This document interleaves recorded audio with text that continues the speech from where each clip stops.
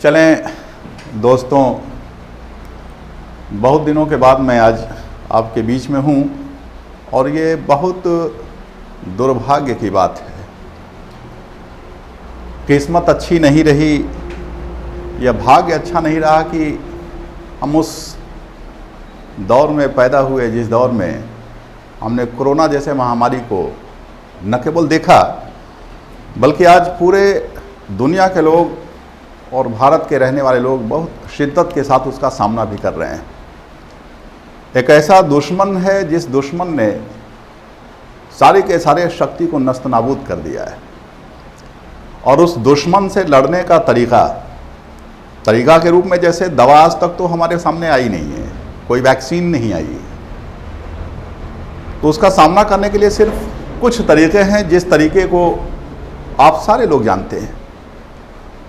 घर में रुकें, एक दूसरे से हाथ न मिलाएं, सैनिटाइज़र का इस्तेमाल करें, उंगली अपने नाक पर और आँखों पे न फेरें, न मुंह पे फेरें, थूकते भी हैं तो सीक्रेट जगह पे और टिश्यू के साथ उसका इस्तेमाल करें, टिश्यू को अपने डस्टबिन में फेंक दें। ऐसे वक्त में मैं अल्लाह से दुआ करूंगा कि इस कोरोना महामारी से न केवल पूरे विश्व के लोगों की बल्कि हम भारत के लोगों की भी अल्लाह हिफाजत करे। एक और बात मैं आपको बता दूं कि ऐसे जब बुरे वक्त की शुरुआत होती है तो कपड़े भी फटने लगते हैं।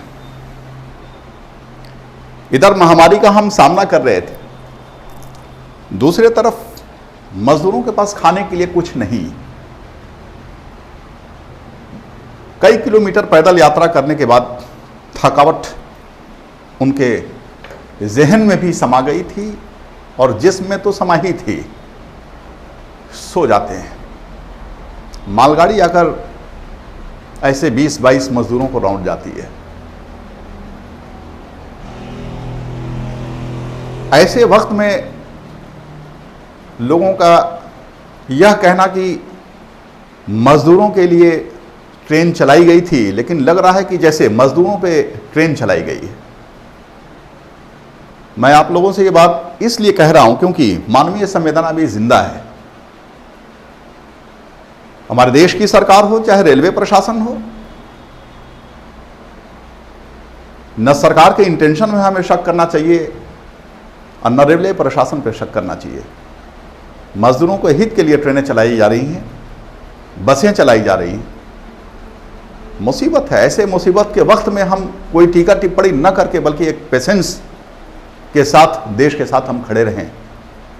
उन मजदूरों की आज हमारे मौत हो चुकी है तो उनके परिवार को हमारी सत्तावना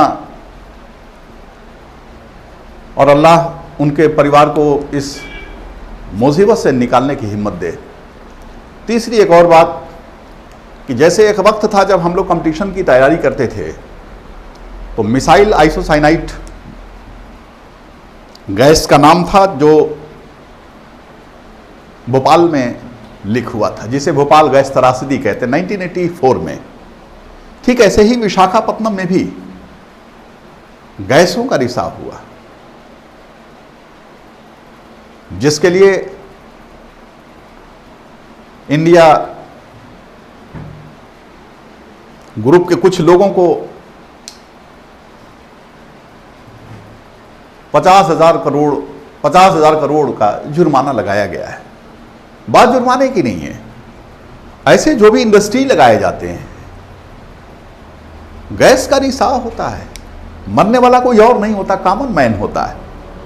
ये वो कॉमन मैन है जिसकी संकल्पना हमने नीति निदेशक तत्वों में की थी कि भारत सरकार की जिम्मेदारी, राज्य की जिम्मेदारी है कोशिश करे, क्या किसके लिए कोशिश करे, तो लोक कल्याण, पब्लिक वेलफेयर को प्रमोट करने की कोशिश करे। ये वही लोग हैं। ऐसे बड़े बड़े हादसा हो जाते हैं और ऐसे मजदूरों की मौत हो जाती है और हम करते क्या हैं कि 2-4 रोज उस पर लिखते हैं और लिखकर हंसी मजाक करते हैं और शांत हो जाते हैं। आज हमारा देश जिस दौर से गुजर रहा है यह हंसी मजाक का दौर नहीं है। मैं बार बार ये बात कर रहा हूं कि ये हंसी मजाक का दौर नहीं है। जितना आप गंभीर हो सकते हैं, जितना इस महामारी से लड़ने की क्षमता आप अपने अंदर डेवलप कर सकते हैं वो कीजिए। और करने का तरीका क्या है? स्टे होम, अपने घर में रहिए, सुरक्षित रहिए। आइए कुछ पढ़ाने की भी मैं चर्चा करूं। इसके पहले एक वीडियो मैंने अपलोड किया था, India is a secular country. एक सवाल था मेरा, और वह सवाल ऐसे ही नहीं था, बल्कि इंडियन कॉन्स्टिट्यूशन का जो प्रियम्बल है, जो उद्देशिका है, उस उद्देशिका का ये शब्द है, और उसको लेकर हमने काफी चर्चा किया था। लेकिन उसमें कुछ चीजें छोड़ दिया था, मैंने छूट गया था, वक्त नहीं था। तो आज मैं सोच रहा हूं कि उस पर मैं आप लोगों के बीच में चर्चा करूं, ताकि आप भी जानें कि वाकई में सेकुलरिज्म है कैसा, भारत एक सेकुलर कंट्री है या नहीं है। ऐसे सेकुलर जो कॉन्सेप्ट है वह कहते तो हैं वेस्टर्न कॉन्सेप्ट है। निकोलो मैकियावेली फ्लोरेंस का रहने वाला था, और इटली के यूनिफिकेशन के लिए उसको एक ऑर्गेनाइज्ड पावर की जरूरत थी। तो ये वो निकोलो मैकियावेली था जिसने अपनी पुस्तक लिखी थी प्रिंस, और सारी शक्ति प्रिंस को दिया था, यानी मोनार्की, राजा को दिया था। इसी निकोलो मैकियावेली ने राजनीति को और धर्म को दोनों को अलग अलग किया था कि राजनीति का नैतिकता से कोई लेना देना नहीं होना चाहिए, राजनीति का धर्म से कोई लेना देना नहीं, दोनों के सेक्टर अलग हैं। तो हम ये भी देखने की कोशिश करेंगे कि यूरोप का जो सेकुलरिज्म है और हमारे देश का जो सेकुलरिज्म है, दोनों में क्या फर्क है, दोनों में बेसिक डिफरेंस है। तो आइए देखते हैं कि सेकुलरिज्म क्या है हमारा।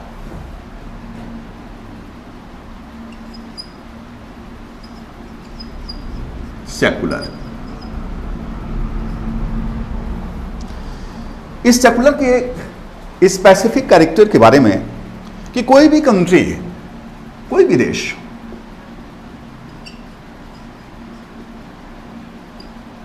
अगर हम देश के बारे में चर्चा करें तो वह देश सेकुलर है या नहीं, इसके 3 स्पेसिफिक कैरेक्टर होते हैं, जिनमें से मैंने आपको लगभग तीनों के बारे में चर्चा की।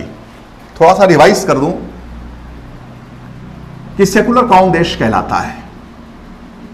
तो पहला कि जिस देश का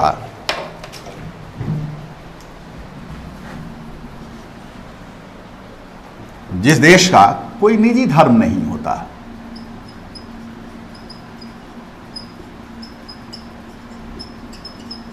कोई निजी धर्म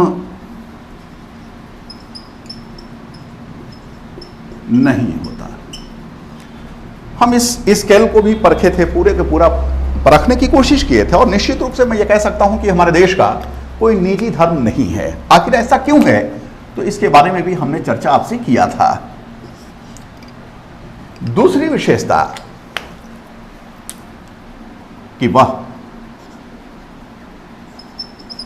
धर्म के आधार पर डिस्क्रिमिनेशन नहीं करता।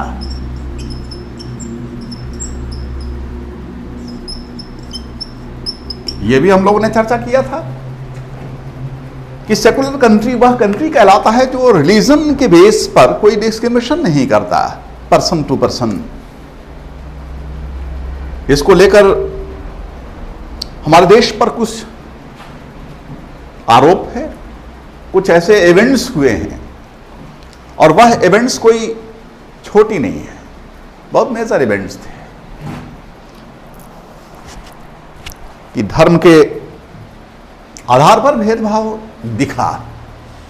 जैसे मैंने आपको उदाहरण दिया था 1984 जो एंटी सिख राइट्स हुए थे, उसका भी मैंने आपको उदाहरण दिया था। 1984 में ही श्रीमती इंदिरा गांधी की हत्या हुई थी, शहीद हुई थी। मारने वाला कौन था? उनका अंगरक्षक था, लेकिन कत्लेआम सिख किए गए थे। तो ये डिस्क्रिमिनेशन था। वैसे ही जम्मू कश्मीर का मैंने आपको उदाहरण दिया था कि जम्मू कश्मीर में रहने वाले जो कश्मीरी मूल के ब्राह्मण थे, वहाँ के सत्ता ने, वहाँ के मेंबर ऑफ पार्लियामेंट्स ने, या मैं कहूँ वहाँ के लेजिस्लेशन ने, मेंबर ऑफ लेजिस्लेचर ने, या मैं कहूँ वहाँ के मिनिस्टर्स ने डिस्क्रिमिनेशन किया। तीसरा उदाहरण मैं आप लोगों के सामने दिया था, जो मेरठ का था, 1984 का ही था, कि वहाँ पे क्या हुआ था। तो ऐसे बहुत सी घटनाएं हैं जिसने ये दिखाया कि वह धर्म के आधार पर विभेद नहीं करता, लेकिन ऐसा देखने को मिला। मैं उम्मीद करता हूं कि हमारे देश की सरकार किसी के साथ धर्म के आधार पर भेदभाव न करेगी। तीसरी विशेषता कि वह धार्मिक मामले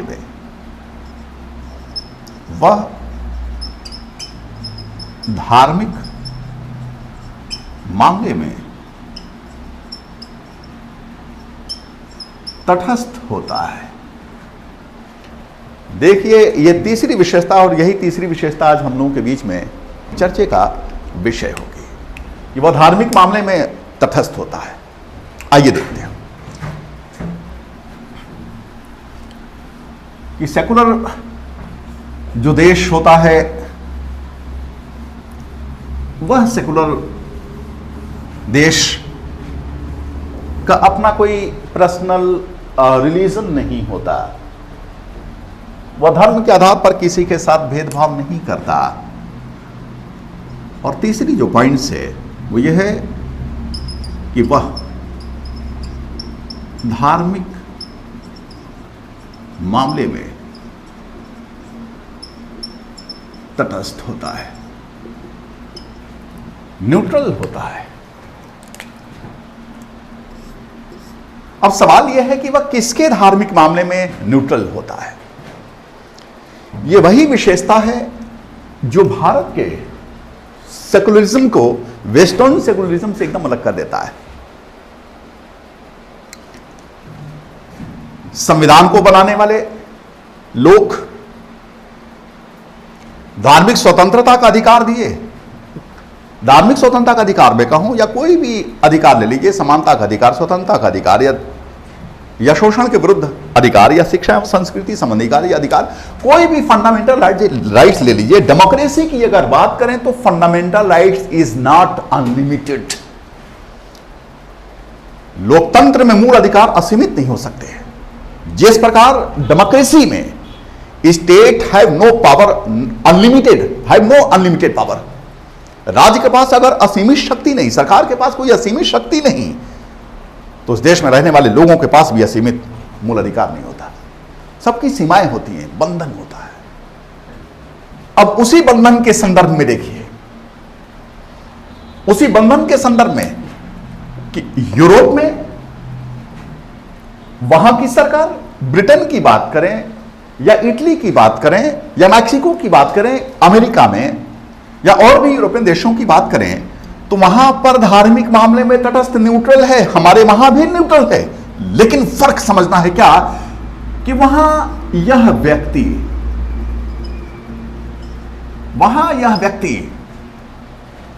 धार्मिक आचरण जो भी करता है या नहीं करता है, पॉलिटिकल इंटरफेरेंस बिल्कुल नहीं है।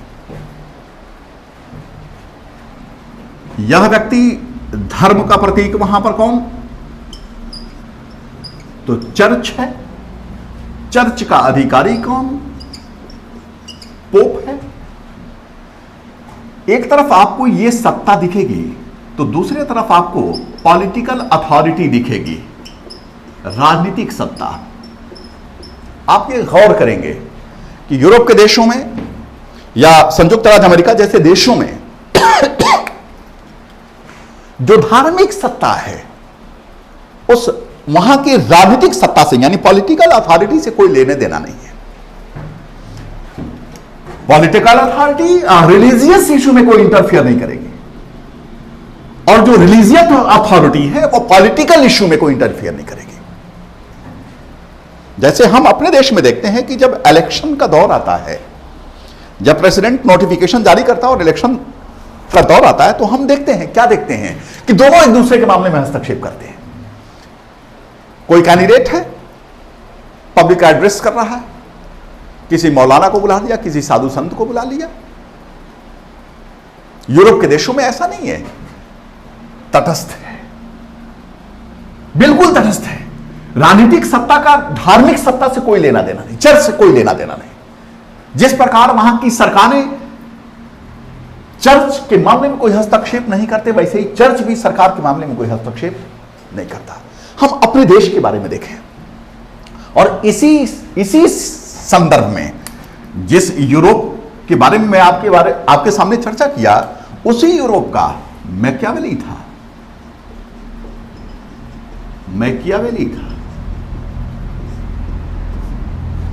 प्रिंस नामक किताब में इसने इस बात को लिखा कि राजनीति और नैतिकता दोनों एक दूसरे से अलग है। यूरोप का यह पहला पॉलिटिकल थिंकर है निकोलो मैकियावेली, जिसने यह सीधे सीधे कह दिया कि धर्म का राजनीतिक सत्ता से कोई लेना देना नहीं, राजनीतिक सत्ता को धार्मिक मामलों में हस्तक्षेप नहीं करना चाहिए, दोनों एक दूसरे से पृथक है। ठीक इसी की बात को हम जब आधुनिक युग में देखते हैं, तो जिसे हम उदारवाद का पिता कहते हैं, या constitution, he is a father of constitutionalism, he is a father of natural right, आदि आदि बहुत सी बातों से उसे नवाजा जाता है, जिसका नाम है जॉन लॉक। जॉन लॉक ने भी एसे ऑन टॉलरेशन नामक पुस्तक पे राजनीति और नैतिकता को, राजनीति और धर्म को, दोनों को अलग अलग कर दिया। हम अपने देश के बारे में देखें, क्योंकि तीसरा पॉइंट है कि वह धार्मिक मामले में तटस्थ है, यूरोप में भी तटस्थ है, हमारे देश में भी तटस्थ है। दोनों में फर्क क्या है, तो मैंने यहां पर आपको बता दिया कि यूरोप में सरकारें धार्मिक मामले में हस्तक्षेप नहीं करती और धार्मिक सत्ता राजनीतिक मामले में हस्तक्षेप नहीं करते। लेकिन हम अपने देश पर आ जाएं, वह धार्मिक मामले में तटस्थ है। किसके? मैंने आपसे कहा किसके? व्यक्ति के। क्या कह रहा है? तो आर्टिकल 25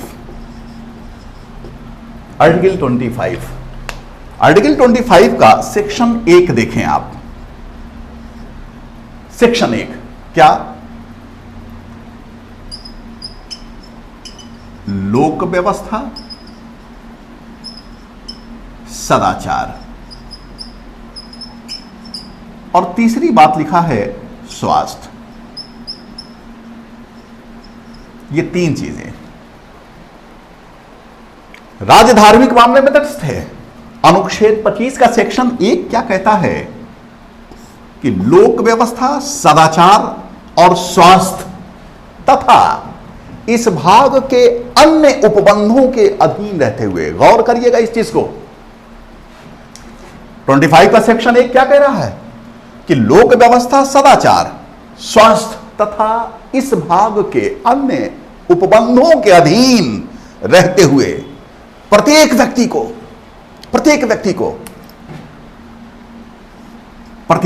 को क्या?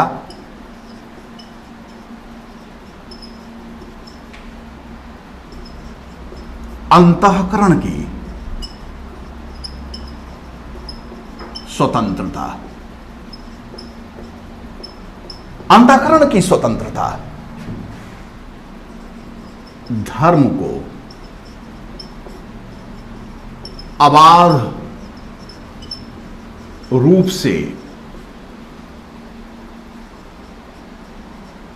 मानने की, आचरण करने की तथा प्रचार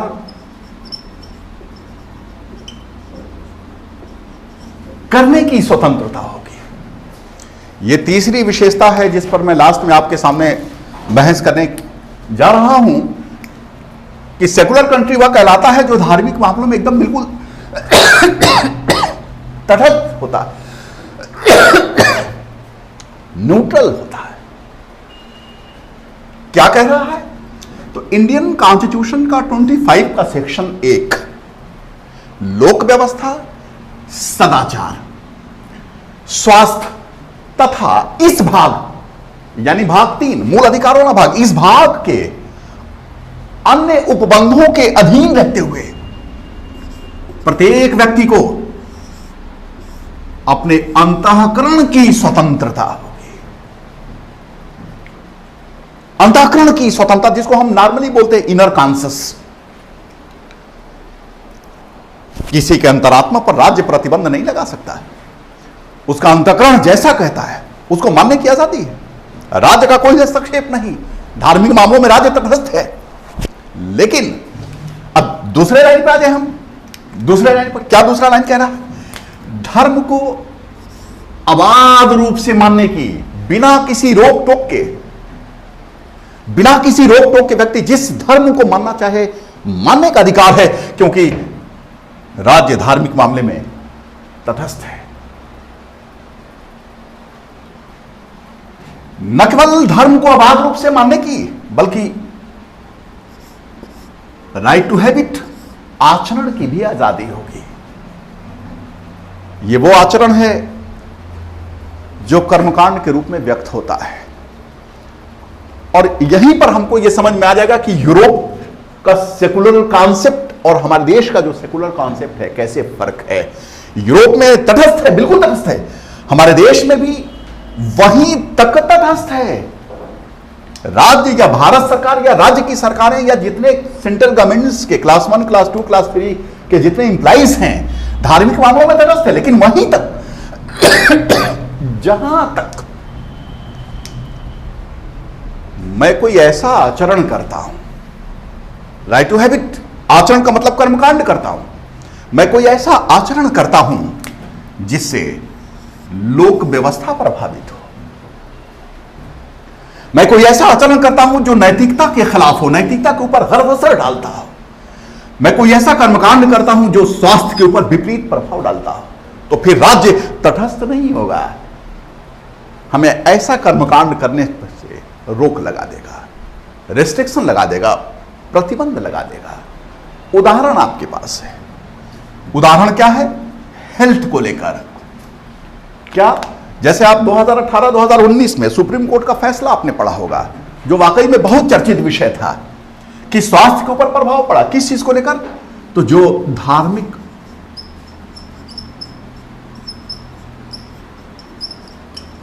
स्थल पर आपने सुना होगा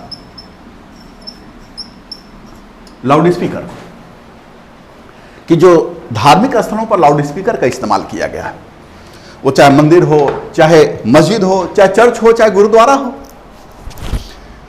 सुप्रीम कोर्ट ने सीधे सीधे कह दिया कि धार्मिक स्थलों पर जो लाउड स्पीकर का इस्तेमाल किया जा रहा है, उस लाउड स्पीकर से स्वास्थ्य प्रभावित होता है, हेल्थ प्रभावित होता है। कैसे हेल्थ प्रभावित होता है? क्योंकि उससे ध्वनि प्रदूषण से स्वास्थ्य प्रभावित होगा। इसलिए उसने रोक लगाने का आदेश दे दिया।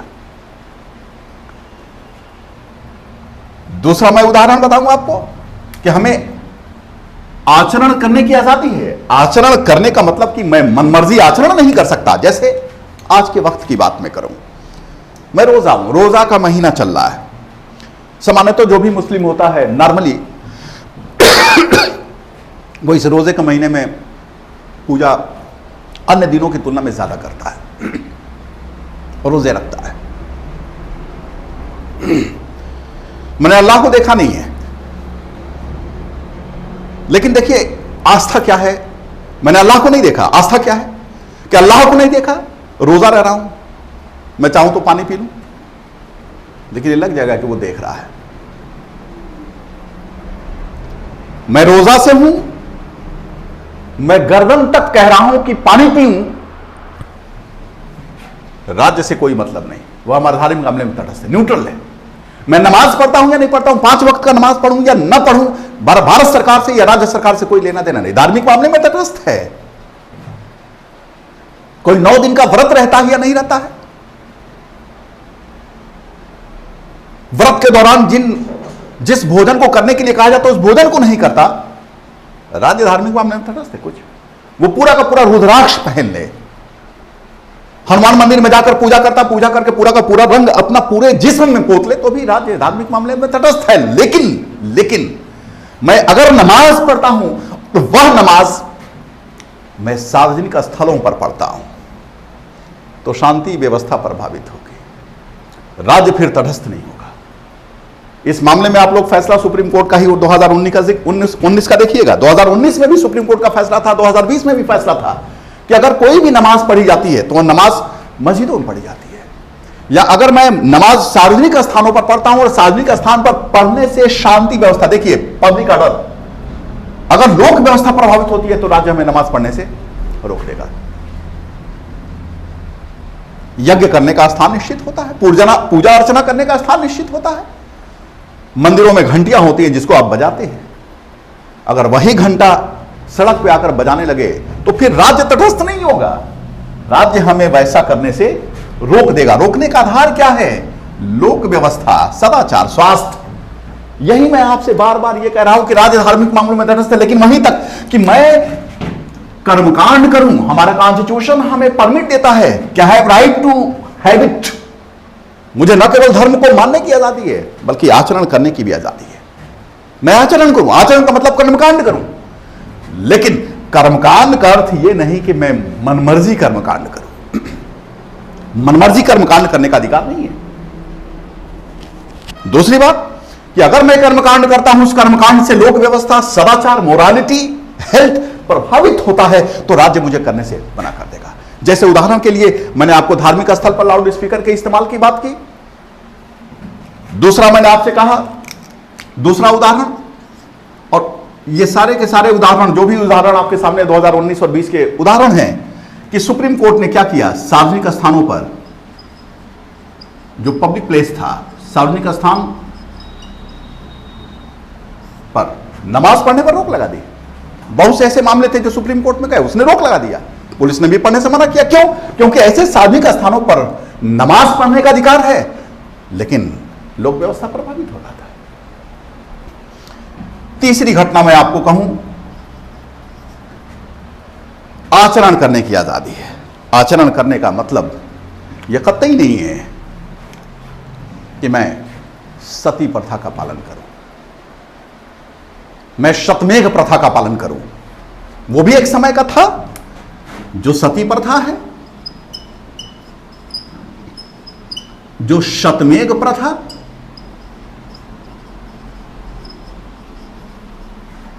ये एक समय प्रचलित था। कि सती प्रथा में क्या होता था, हम बहुत डिटेल्स में नहीं जाएंगे, कि पति की मौत हो गई, उस पति के चिता पर उसकी पत्नी को जिंदा जला दिया जाता था। यह कर्मकांड था। अगर इस कर्मकांड का पालन कोई नहीं करता था, जबरदस्ती कराया जाता था, स्त्री को बेहोश कर दिया जाता था, हाथ बांध दिए जाते थे, पैर बांध दिए जाते थे, मुंह में कपड़े ठूंस दिए जाते थे।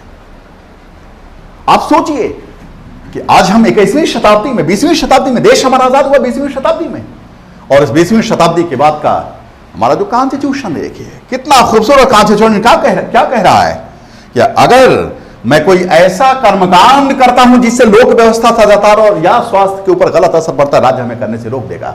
सती प्रथा का अगर मैं पालन करूं तो न केवल कानून व्यवस्था प्रभावित होगी बल्कि नैतिकता के भी खिलाफ है, हेल्थ पर भी गलत असर पड़ेगा। वैसे ही यहां पे शतमेघ प्रथा मैंने लिखा है। शतमेघ प्रथा में आपने सुना होगा कि एक फिल्में तो बहुत सी बनाई गई हैं।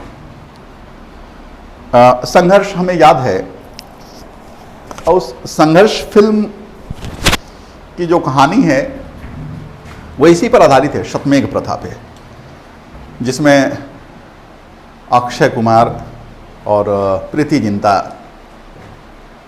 मुख्य अदाकार हैं। पहली बार बलिए दिल गया हार बलिए, उसी फिल्म का गाना था, वो फिल्म इसी पर है। शतमेघ प्रथा, इसमें क्या होता है कि देवताओं को प्रसन्न करने के लिए मानव की बलि दी जाती है, बच्चों की बलि दी जाती है।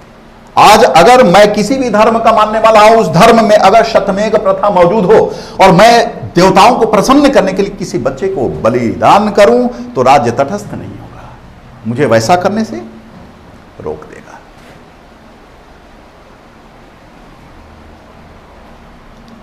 यहां पर तीसरी बात है, राइट टू प्रोपोगेट, प्रचार करने की आजादी। इसी प्रचार को लेकर जब 26 जनवरी 1950 को हमारा कॉन्स्टिट्यूशन इन्फोर्स्ड हुआ, लागू हुआ, तो अपना देश, अपने देश का कानून और उस कानून को मानने का जो अनुभव था उसको बताने की कोई जरूरत नहीं, लोगों को खुशी हो रही थी।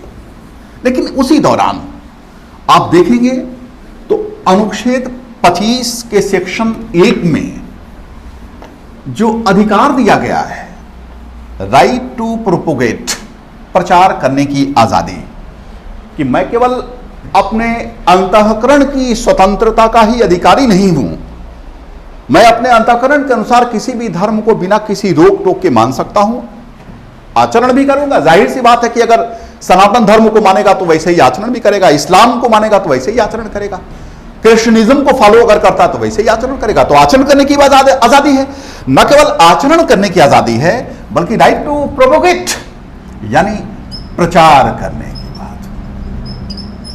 अब ये देखिए, प्रचार की बात है, प्रचार करने की आजादी है।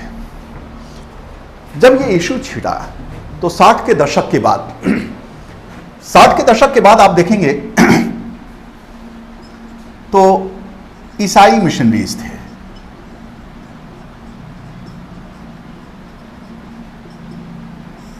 ईसाई मिशनरीज थे, धर्म का प्रचार करना शुरू किए।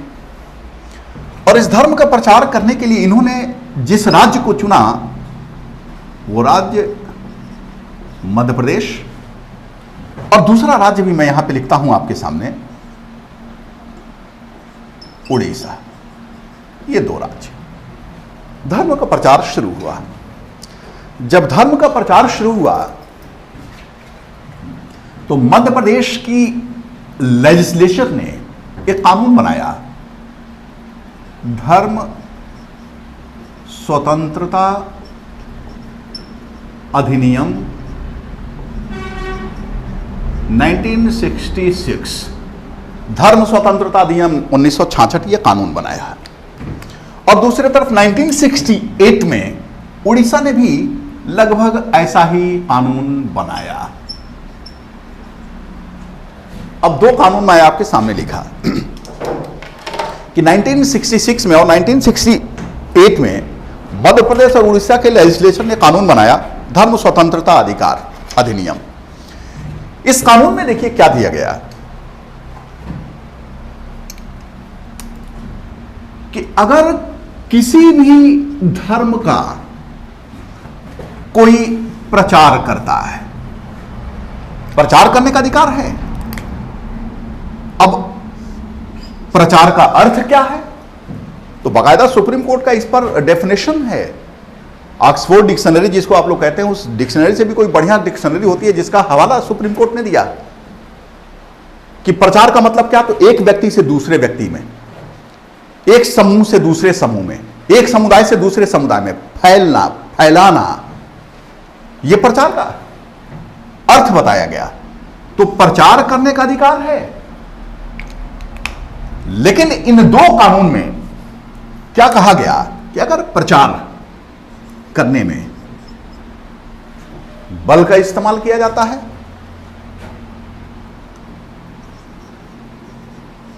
कपटता का इस्तेमाल किया जाता है,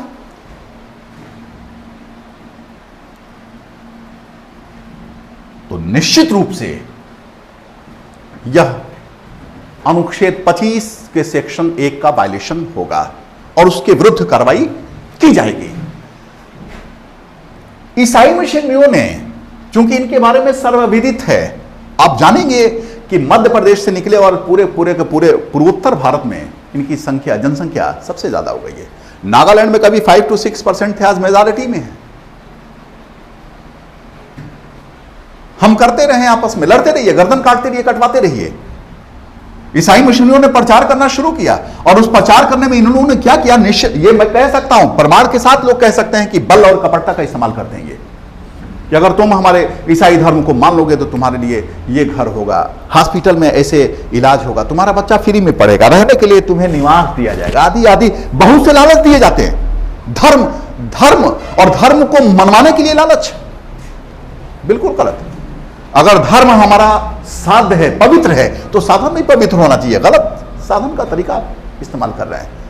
इसी सिलसिले में मध्य प्रदेश और उड़ीसा लेजिस्लेचर ने यह कानून बनाया, और जाहिर सी बात है कि जब इस कानून में यह बात लिख दिया गया कि अगर किसी ने बल, कपटता, धूर्तता से धर्म का प्रचार किया तो वह अपराध होगा।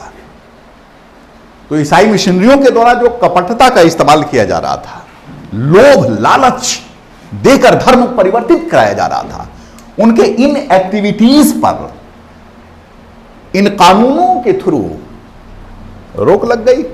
जब रोक लगी तो स्टैनिस्लॉस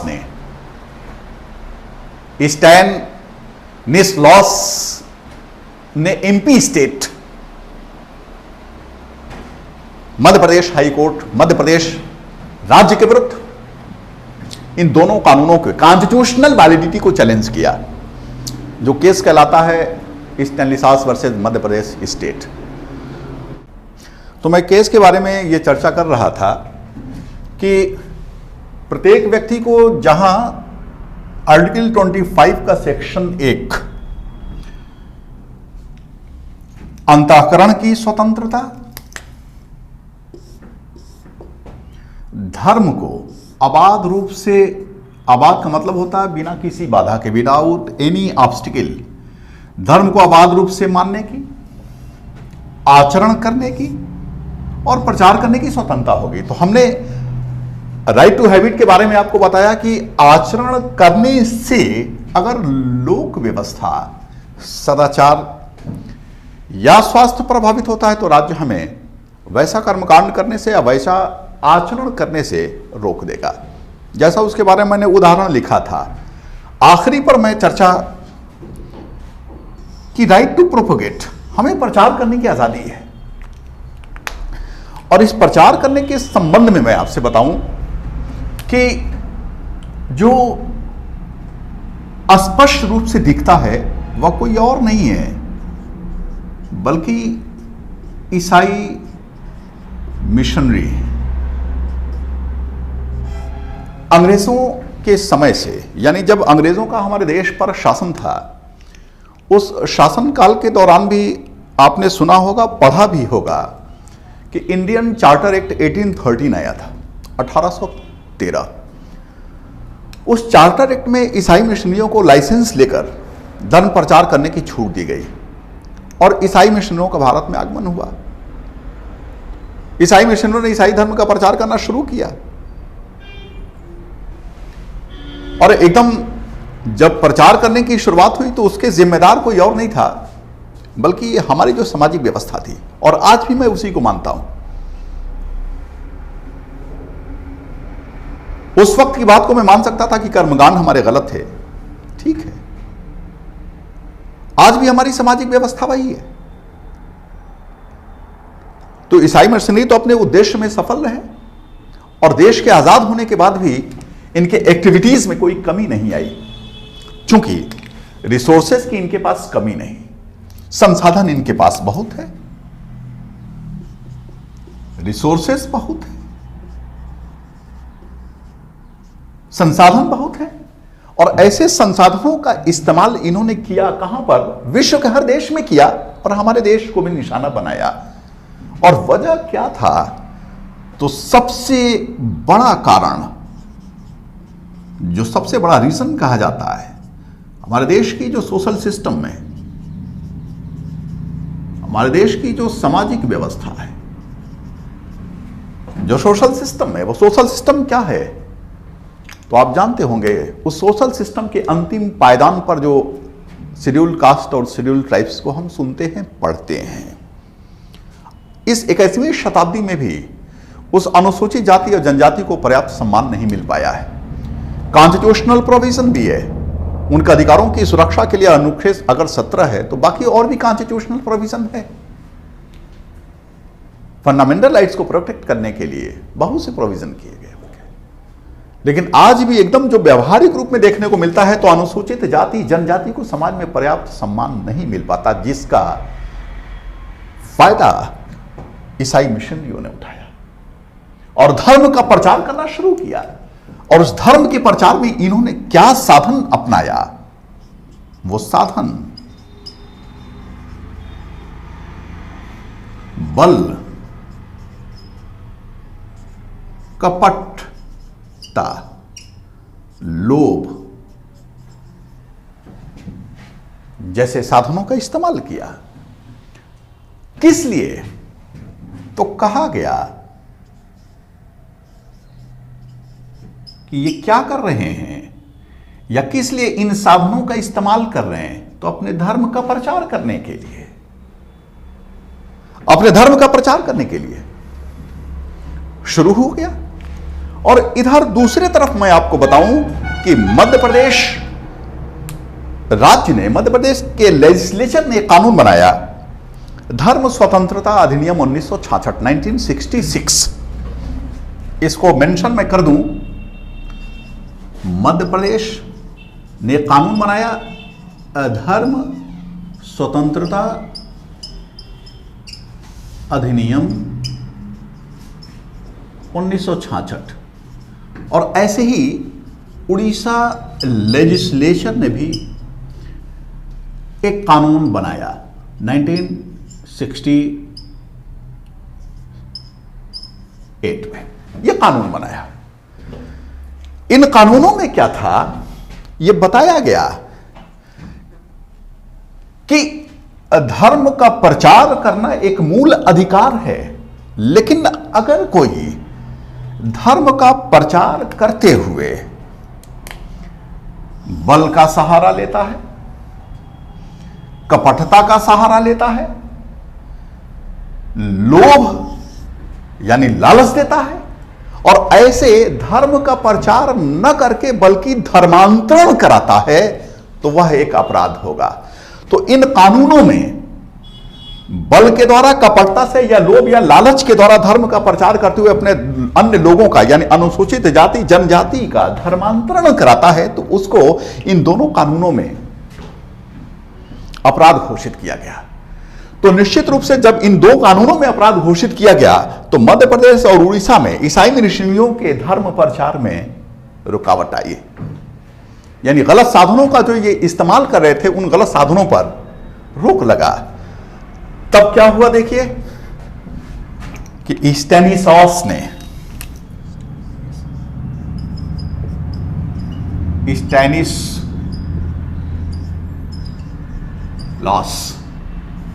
रेवेंडर स्टैनिसलॉस, इसने क्या किया? मध्य प्रदेश और उड़ीसा लेजिस्लेचर के द्वारा बनाए गए इस कानून की संवैधानिक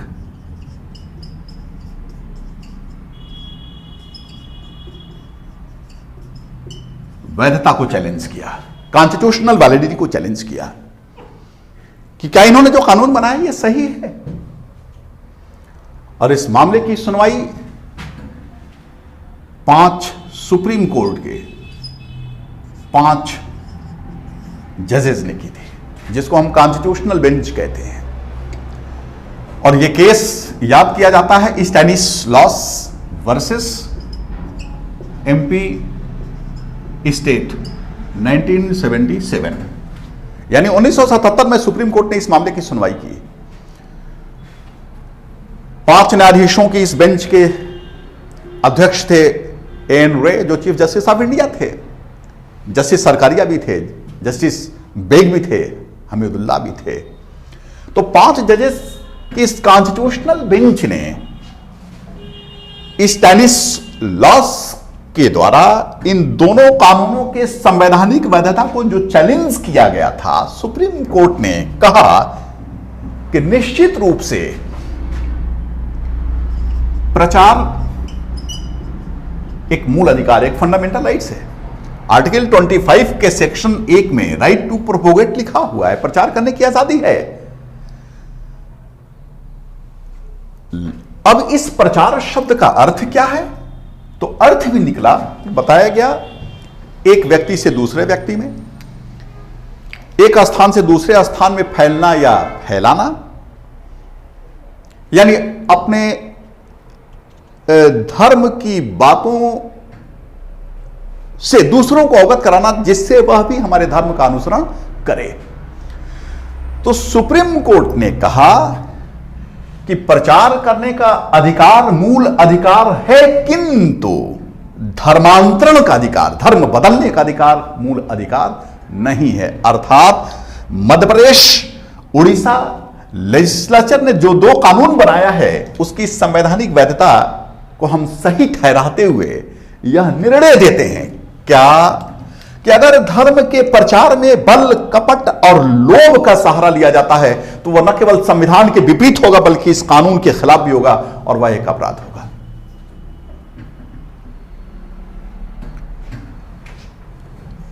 मैं आपसे यह चर्चा कर रहा हूं कि भारत एक सेकुलर स्टेट, इसकी तीसरी विशेषता कि राज्य धार्मिक मामलों में तटस्थ। हां, सही है कि भारत का न हिंदू से कोई मतलब है, न मुस्लिम से कोई मतलब है, न क्रिश्चियन से कोई मतलब है, तटस्थ है। लेकिन अगर 2 पक्षों के बीच लड़ाई होगी तो हमारा देश, हमारे भारत उस पक्ष का सहारा करेगा, सहायता करेगा जो सही होगा। तटस्थ हैं, लेकिन मैं कोई ऐसा कर्मकांड करता हूं जिससे लोक व्यवस्था प्रभावित हो या सदाचार प्रभावित हो या स्वास्थ्य प्रभावित हो तो राज्य मुझे वैसा करने से रोक देगा। ऐसे ही अनुच्छेद 25 का सेक्शन 2 है। अनुच्छेद 25 का सेक्शन 2 क्या कहता है कि इस अनुच्छेद के होते हुए भी, देखें आप कि 25 का सेक्शन 2 में स्पष्ट बात लिखी है कि इस अनुच्छेद के होते हुए भी, यानी अनुच्छेद 25 के धार्मिक स्वतंत्रता का अधिकार देता है कि मैं अपने अंतःकरण की स्वतंत्रता को मानूं, किसी भी धर्म को मानना चाहूं तो बिना किसी रोक टोक के धर्म को मान सकूं, आचरण करूं, प्रचार भी करूं। इसके बाद भी 25 का सेक्शन 2 यह कहता है कि इस अनुच्छेद की कोई भी बात किसी ऐसे विद्यमान विधि के परिवर्तन पर प्रभाव नहीं डालेगी। यानी अगर हमारे देश में कोई ऐसा कानून मौजूद है तो उसके लागू होने पर 25 का सेक्शन 1 कोई प्रभाव नहीं डालेगा या राज्य को ऐसे कानून बनाने से मना नहीं करेगा। कैसा कानून? एक तरफ देखिए धार्मिक स्वतंत्रता का अधिकार दिया गया है। अब मैं ये आपसे बार बार कह रहा हूं कि राज्य धार्मिक मामलों में तटस्थ है। यूरोप का देश अलग है, वो एकदम बिल्कुल तटस्थ है, लेकिन हमारे वहां मैं कोई ऐसा कर्मकांड करता हूं जो इससे प्रभावित होता है तो राज्य मुझे मना करेगा। दूसरी बात कि राज्य सामाजिक कल्याण के लिए, सुधार के लिए कानून बनाने का अधिकार रखता है। ये 25 का सेक्शन 2,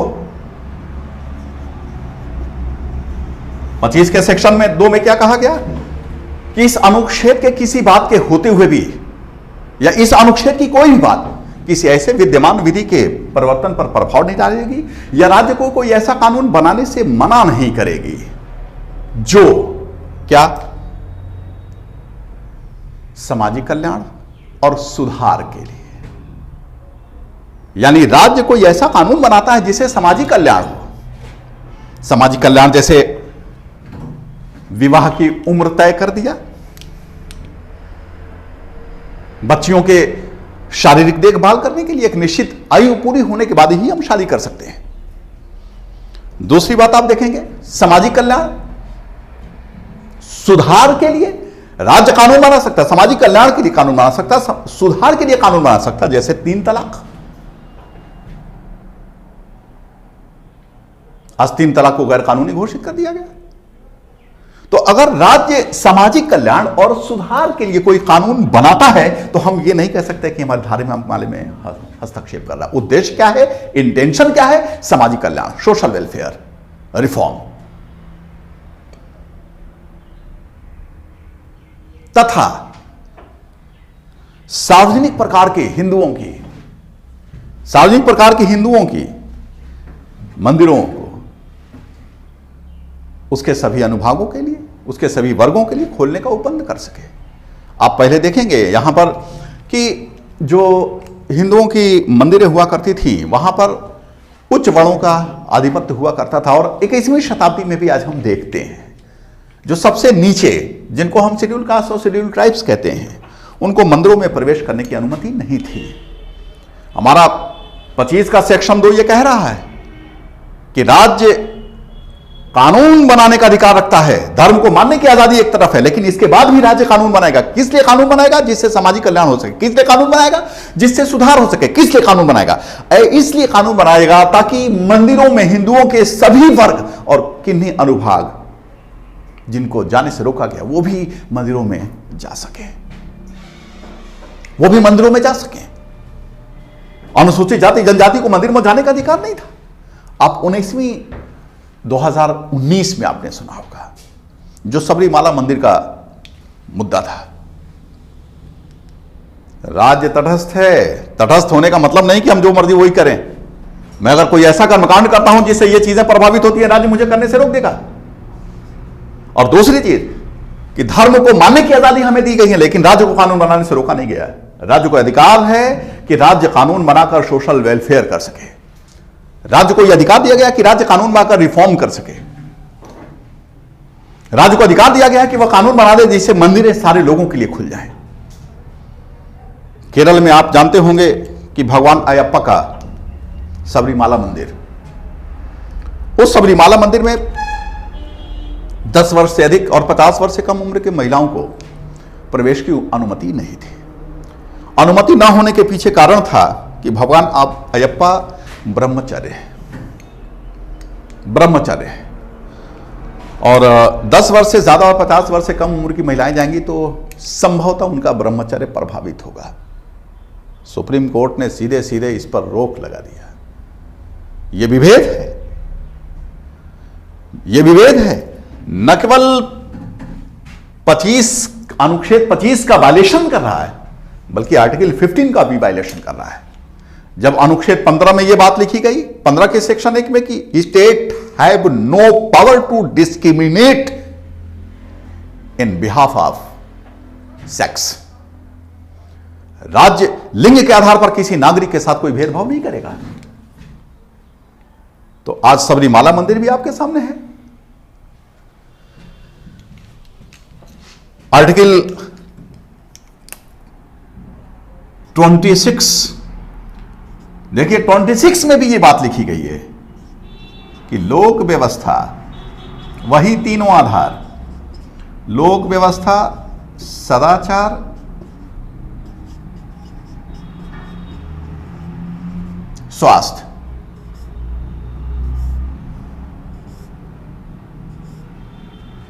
इसमें भी 3 आधार दिया गया है।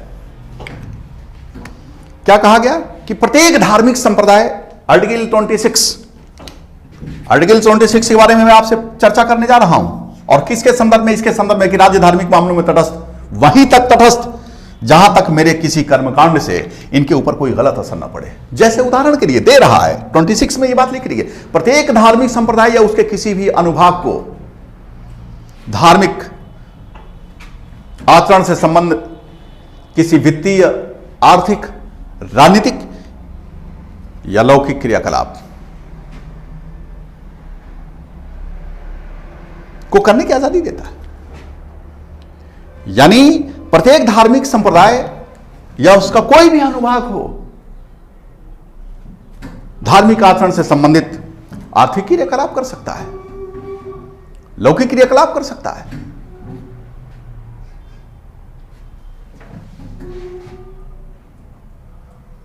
धर्म विषयक कार्यों के प्रबंध करने की आजादी देता है।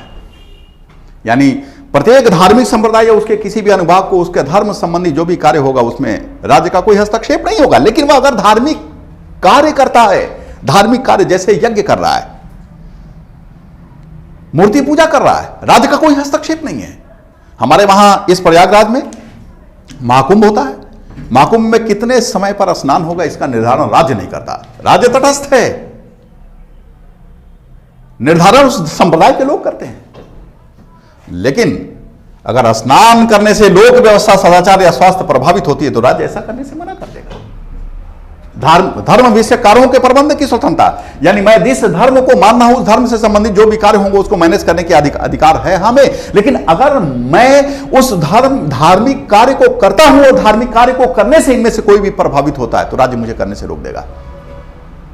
एग्जाम्पल के लिए, जैसे आप देखते होंगे मूर्तियों का विसर्जन होता है, ताजिया लेकर लोग जाते हैं मुहर्रम के वक्त, मूर्तियों का विसर्जन होता तो मूर्ति विसर्जन के लिए रूट निर्धारित होता है कि इसी रूट से वो लेकर जाएंगे, इसी रोड से होते हुए आप जाएंगे, मूर्तियों का विसर्जन करेंगे। विसर्जन करना कहाँ है? नदी में नहीं कर सकते। क्यों? क्योंकि नदी में मूर्ति का विसर्जन करते हैं तो स्वास्थ्य प्रभावित होगा। स्वास्थ्य कैसे प्रभावित होगा? क्योंकि जल प्रदूषण पैदा होगा, जल प्रदूषण से स्वास्थ्य प्रभावित होगा। राज्य ने रोक लगा दिया। वहीं तक तटस्थ, जहां तक मेरे किसी धार्मिक कार्य से इनके ऊपर कोई गलत असर न पड़े। सबका रूट निर्धारित है। ताजिया निकलता है, मूर्तियों के बारे में मैंने कहा कि उनका निकलता है, उनका भी रूट निर्धारित होता है। क्यों? इसलिए ताकि लोक व्यवस्था के ऊपर कोई प्रभाव ना पड़े। इस आधार पर रोका जा सकता है। धार्मिक आचरण से संबंध किसी क्रियाकलाप को करने का अधिकार देता है आपको। धर्म विषय कार्यों को प्रबंध करने की आजादी देता है। चल और अचल संपत्ति के अर्जन की स्वामित्व का अधिकार देता है और ऐसे संपत्ति का विधि के अनुसार प्रशासन करने का अधिकार भी देता है। ऐसे ही आर्टिकल 27 भी है कि किसी विशिष्ट धर्म की अभिव्यक्ति के लिए करों के संदाय की स्वतंत्रता भी दी गई है। किसी विशिष्ट धर्म की अभिवृद्धि के लिए करों के संदाय की स्वतंत्रता भी हमें दी गई है। राज्य तटस्थ है। 28 आर्टिकल 28 में सेक्शन 1, सेक्शन 2 और सेक्शन 3, देखिए 3 बातें की गई हैं। आर्टिकल 28 में 3 बातें की गई हैं। क्या? कि राज्य ने, भारत सरकार ने या 28 राज्यों की सरकारों में से किसी भी सरकार ने सरकारी स्कूल बनाई है। ऐसे सरकारी स्कूलों में कोई धार्मिक शिक्षा नहीं दी जा सकती। जो भी शैक्षणिक संस्थाएं हैं, सरकारी स्कूल है, जिसको राज्य ने बनाया, राज्य का मतलब भारत सरकार ने बनाया या राज्य की सरकारों ने बनाया, वहां पर धार्मिक शिक्षा नहीं दी जाएगी। हां, 28 के सेक्शन 2 में यह बात कही गई कि अगर किसी ट्रस्ट ने शिक्षण संस्थान को स्थापित किया है जिसका प्रशासन राज्य करता है, वहां पर धार्मिक शिक्षा देने के लिए मनाही नहीं है। सरकार ने जिस कॉलेज को बनाया, 28 का सेक्शन 1, सरकार ने, भारत सरकार या राज्य की सरकार जिसने भी सरकारी स्कूल कॉलेज को बनाया, वहां पर धार्मिक शिक्षा नहीं दी जाएगी। लेकिन 28 का सेक्शन 2 यह कहता है कि अगर किसी ट्रस्ट ने शिक्षण संस्थान को स्थापित किया है जिसका प्रशासन राज्य करता है, वहां धार्मिक शिक्षा देने पर रोक नहीं है। लेकिन याद रहे कि ऐसी कोई शिक्षण संस्था जिसे राज्य सहायता प्रदान करता है, वित्तीय सहायता, आर्थिक सहायता प्रदान करता है, स्टेट फंड से पैसा देता है, तो ऐसे शिक्षण संस्थाओं में धार्मिक शिक्षा नहीं दी जाएगी। किसी भी शिक्षण संस्थान में अगर धार्मिक शिक्षा दी जा रही है तो किसी भी व्यक्ति को उसमें उपस्थित रहने के लिए बाध्य नहीं कर सकते। अगर 14 वर्ष से कम उम्र का बच्चा है तो 14 वर्ष से कम उम्र का बच्चा उस धार्मिक उपासना में, धार्मिक पूजा में तभी शामिल होगा जब उसके अभिभावक से, उसके गार्जियन से उसकी अनुमति ले ली जाए, यानी उनका परमिशन ले लिया जाए। अब हम ये बात स्पष्टता कह सकते हैं कि जो सेकुलरिज्म के एस्पेक्ट हैं, सेकुलर कंट्री वह कहलाता है जिसके 3 स्पेसिफिक कैरेक्टर हों। पहली बात कि उसका कोई पर्सनल रिलीजन नहीं होगा, हमारे देश का भी नहीं है। क्यों नहीं है, इसके बारे में भी बड़ी लंबी चर्चा हुई। दूसरी बात मैंने ये कहा, state have no power to discriminate in behalf of a religion, यानी राज्य धर्म के आधार पर किसी के साथ कोई भेदभाव नहीं करता। यह भी हमने देखा, इसका भी उदाहरण दिया। तीसरी विशेषता कि राज्य धार्मिक मामलों में न्यूट्रल होता है। यह वही तीसरी विशेषता है जो भारत के सेकुलर को वेस्टर्न सेकुलरिज्म से अलग कर देता है। हमारा सेकुलरिज्म, हमारे देश की सरकार वहीं तक तटस्थ है जहां तक ऐसे किए गए कर्मकांड से इनके ऊपर कोई गलत असर ना पड़े। अगर कोई गलत असर पड़ता है, यानी शांति व्यवस्था, हमारे कर्मकांड, धार्मिक कर्मकांड में कर रहा हूं, उस धार्मिक कर्मकांड से मेरा लोक व्यवस्था प्रभावित हो रहा है या नैतिकता के खिलाफ है या स्वास्थ्य के ऊपर गलत असर डालता है, तो राज्य वैसा करने से मना कर देगा। और साथ ही साथ राज्य को यह भी अधिकार देता है कि राज्य सामाजिक कल्याण और सुधार के लिए कानून बना सके। हम इसके बारे में अंततः यह बात कह सकते हैं कि हमारा जो सेकुलरिज्म है वो न केवल इंडियन सोसाइटी के डायनेमिक कॉन्सेप्ट को आगे ले जाता है, बल्कि हमारे लोकतंत्र को भी मजबूत करता है। अब बेहतर यह होगा कि ऐसे सेकुलरिज्म की खूबसूरती को न केवल बचाया जाए बल्कि इसको आगे बढ़ाया भी जाए। आगे नए टॉपिक के साथ मैं आपके बीच में आऊँगा। धन्यवाद।